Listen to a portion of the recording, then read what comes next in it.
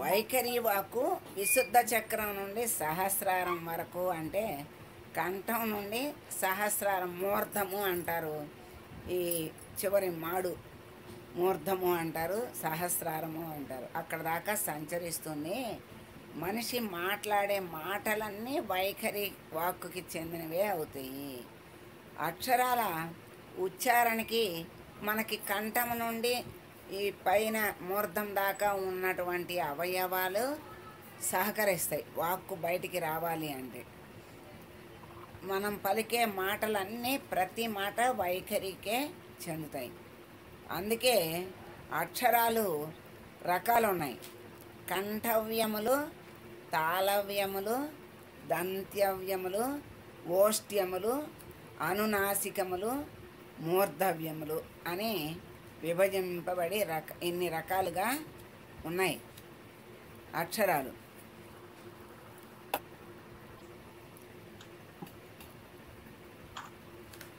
అని ఇన్ని రకాలుగా అక్షరాలు విభజింపబడినాయి. మన ముఖములో ఉన్నటువంటి అవయవాల అక్షరాలకి ఉపయోగపడతాయి అని చెప్పారు కదా. అలాగే కంఠం నుండి వచ్చేవి కొన్ని, దవడల నుంచి వచ్చేవి కొన్ని, దంతాలు ఉపయోగించి మాట్లాడేవి కొన్ని, ముక్కుతో మాట్లాడేవి కొన్ని, అలా రకాలు ఉన్నాయి. అక్షరము అంటే క్షరము లేనిది, క్షరము కానివి అక్షరములు. క్షరము అంటే నశింపు, నశింపు లేనిది అక్షరము. అందుకే అక్షతలు అంటారు.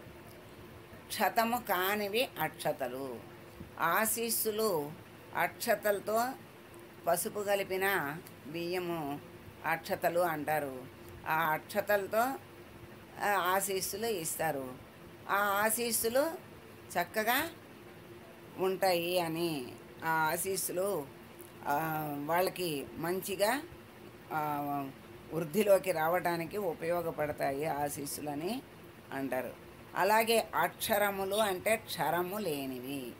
మంత్రశాస్త్రంలో క్షకారాన్ని అక్షరంగా గుర్తించారట. ఆదిక్షాంత స్మృతావర్ణ అనే ఉత్పత్తి ఏర్పడింది అక్కడ. అంటే ఆదిక్షాంత, ఆ అంటే ఆ నుండి క్ష వరకు ఉన్నవి కనుక అక్షరములనే పేర్లు ఉన్నాయి. ఇక్కడ ఇంకొక అది అక్షరం అనే పేరుకి ఎందుకు వచ్చింది అంటే ఆ నుండి క్ష వరకు ఉన్నవి అనే అర్థము రావడానికి అక్షరములు అనే పేరు కూడా వచ్చింది అని చెప్తున్నారు. క్షరము కానివి అక్షరములు అని చెప్తారు. వైఖరి వాక్కు, వాక్కే అమ్మ స్వరూపము, వాక్కే ప్రాణస్వరూపము, వాక్కే ఆ ప్రాణనాడి యొక్క ఆ చైతన్యము వల్లే వాక్కు వస్తుంది. ఆ వాక్కు బ్రహ్మస్వరూపము, అమ్మ స్వరూపము అని చెప్తారు. విఖర వాయువు చేత ఉచ్చరింపబడేది కనుక వైఖరి వాక్కు అని పేరు వచ్చింది అని చెప్తున్నారు.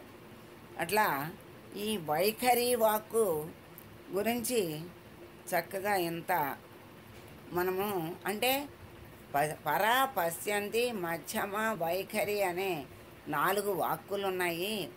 ఆ వాక్కు సంకల్పం నుండి వాక్కు దాకా బయటికి వెడలేంత వరకు ఈ చక్రాల ద్వారా అవి మార్పులు చెంది బయటికి వస్తున్నాయి. అంటే ప్రతి దానికి ఈ శరీరములో ఉన్నటువంటి ఆ స్థానాలు, ఆ చక్రాలు, ఆ పని చేయటము, ఆ చైతన్యము, అలా ఇవన్నీ మనకి తెలియజేస్తున్నారు. ఈ యంత్రాన్ని భగవంతుడు ఎంత చక్కగా తయారు చేశాడు. ఈ యంత్రం అంటే సామాన్యమైన యంత్రము కాదు. ఈ యంత్రాన్ని మానవుడు తయారు చేయలేని యంత్రము. రోబోలు చేయటం లేదా అంటే రోబోలకిను మనుషులకి తేడా ఉంది కదా. వాటికి ప్రాణము లేదు, వీటికి ప్రాణం ఉంది. వీటికి బుద్ధి, జ్ఞానము ఉంది. వాటికి ఏది ఫీడ్ చేస్తే అదే వస్తుంది. ఇక్కడ అన్నీ ఫీడ్ అయినవి ఉంటాయి. ఏది తీసుకుంటే అది వీడికి ఉపయోగపడుతుంది. అసలు నిజంగా ఆలోచిస్తే ఈ యంత్రము మనకి మనది, మనమే శరీరము, మన శరీరమే. మన శరీరంలోనే ఉన్న అవయవాలు మనకి తెలియదు. మన లోపల ఉన్నటువంటి ఆ యంత్రాలు పనిచేసే విధానము మనకి తెలియదు. మనము హాయిగా నిద్రపోయిన ఆ యంత్రాలు అలా పనిచేస్తూ ఉంటాయి. భగవంతుని సృష్టి ఎంత విచిత్రమో! ఈ యంత్రానికి ఎక్కడ ఏ భంగము కొంచెం నలకంత అయినా ఈ యంత్రానికి భిన్నం వస్తుంది, బాధ వస్తుంది, భయం వస్తుంది. అన్నీ కావలసినవే. కాకపోతే అజ్ఞానము చేత దీనికొస్తే కష్టం, దానికొస్తే పర్వాలేదు అనుకుంటాడు. దానికొచ్చినప్పుడు దానికొస్తే కష్టం, దీనికొస్తే నయం అనుకుంటాడు. మనిషికి ఎప్పుడు కూడా వేరు ఆలోచనే కానీ సవ్యమైన ఆలోచన తొందరగా ఉండదు. ఉన్నదానితో తృప్తి పడడు, లేనిది కావాలంటాడు, లేనిదాన్ని ఊహిస్తాడు, ఉన్నదాన్ని వదులుకుంటాడు. మరి ఇన్ని మనలో శ్వాస మనకి తెలిసి జరిగేటువంటి శ్వాసనే మనం గమనించలేని అజ్ఞానంలో ఉన్నాము. మరి లోపల యంత్రాలన్నీ ఈరోజు కొంతమంది డాక్టర్లకి తెలుస్తున్నాయి కానీ అయ్యైనా కొంత మనకైతే అసలు ఏ రూపమో లోపల ఎన్ని యంత్రాలు ఉన్నాయి, ఎన్ని నరాలు ఉన్నాయి, ఎలా పనిచేస్తున్నాయి అనేది మనకి తెలియదు. మరి ఇంత విచిత్రమైన యంత్రాన్ని, ఇంత గొప్ప యంత్రాన్ని తయారు చేసి ఆ లోపల ఆ చైతన్యమే, తయారు చేసినటువంటి చైతన్యమే లోపల ప్రవేశించి ఈ యంత్రాన్ని చక్కగా పనిచేసేటట్టుగా చెయ్యగలిగేటువంటి సామర్థ్యము ఆ యంత్రం తయారు చేసిన ఆ పరబ్రహ్మకే ఉంది.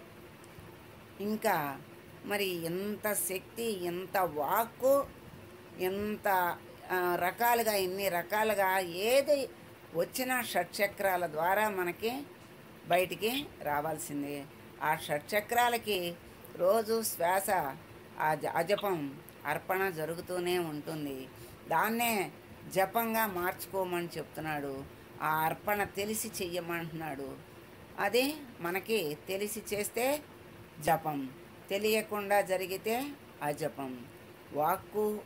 వాక్కైనా మరి వాక్కు ఎంతో పరబ్రహ్మ స్వరూపంగా ఆ బ్రహ్మ నోటి నుండి వచ్చినటువంటి వాక్కు. ఇప్పుడు బాలవాక్కు, బ్రహ్మవాక్కు అంటారు. అంటే ఆ బాలలకు కల్లా కపటం తెలియదు గనక వాళ్ళు మాట్లాడే మాట బ్రహ్మవాక్కుతో సమానము అంటారు. అలాంటి వాక్కు పరిపూర్ణ జ్ఞానము కలిగిన వాళ్ళకి మళ్ళీ వస్తుంది. అంటే అన్నీ తెలిసినా, అన్నీ అనుభవించినా మళ్ళా అంటకుండా దేనికి పసిబిడ్డ మనస్సులాగా నిర్మలంగా ఉంచుకున్నటువంటి యోగుల వాక్కు శుద్ధ వాక్కు, పరిపూర్ణమైనటువంటి వాక్కు. బాలవాక్కు బ్రహ్మవాక్కు అన్నారే, అలాగే యోగుల వాక్కు బ్రహ్మవాక్కు అవుతుంది. మరి అందుకే కదా ఆ యోగులు, ఆ తాపసులు ఎంతో మౌనాన్ని ఆచరించి ఆ శక్తిని, ప్రాణశక్తిని కూడగట్టుకుని ఒక్క మాట మాట్లాడారు అంటే ఆ మాట సత్యమై తీరుతుంది. అది వరం అవ్వనివ్వండి, శాపం అవ్వనివ్వండి. అందుకే మహానుభావులకి మనము కోపము రానివ్వకూడదు. వాళ్ళ యందు గౌరవంగా మనము భక్తితో మనం అనుసరించాలి వాళ్ళని. అంతేగాని వాళ్ళకి ఎదురు వెళ్తే వాళ్ళ యొక్క కోపానికి గురైతే శాపానికి గురవుతారు.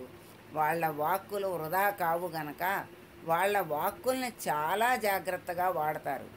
దాని విలువ వాళ్ళకి తెలుసు గనక వాళ్ళు చాలా ఆలోచించి మాట్లాడతారు.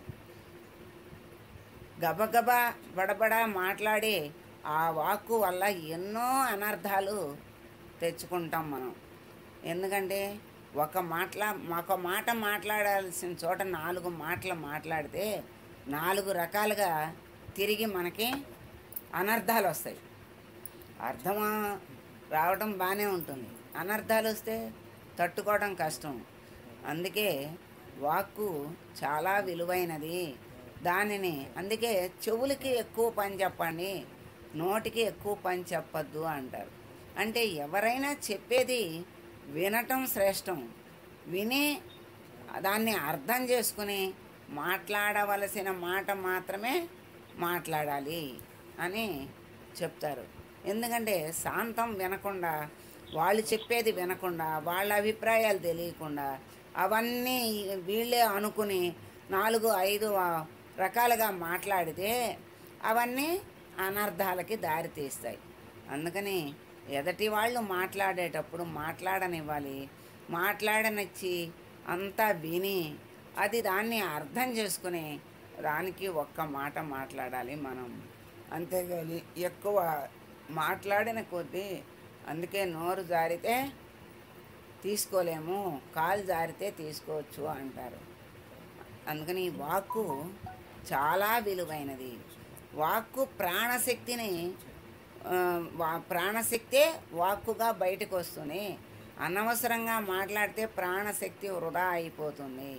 అదే భగవంతుని వాక్కులుగా మనం నిన్న చెప్పారు కదా, భగవంతుని వాక్కులుగా మనం ఆ స్మరణం, ఈ విచారణం, ఇలా ఆ నామ కీర్తనము అలా చేసుకుంటూ ఉంటే ప్రాణశక్తి వృధా పోదు, ఇంకా ఆరోగ్యము, ఆనందము, యశస్సు వస్తుంది. అదే అనవసరమైన మాటలైతే ప్రాణశక్తి వృధా అయిపోతుంది. అదే దానివల్ల, మాటల వల్ల వచ్చేటువంటి అనర్థాలకి మనకి టెన్షను, అనారోగ్యము, బాధ అన్నీ వస్తాయి. ఆ బాధల వల్లే ఆరోగ్యం చెడిపోతుంది. అందుకని అన్నీ అనర్థాలే వస్తాయి అని చెప్తున్నారు. ఆ వైఖరి అనేది, బయటికి వచ్చిన మాటని వైఖరి అంటారు.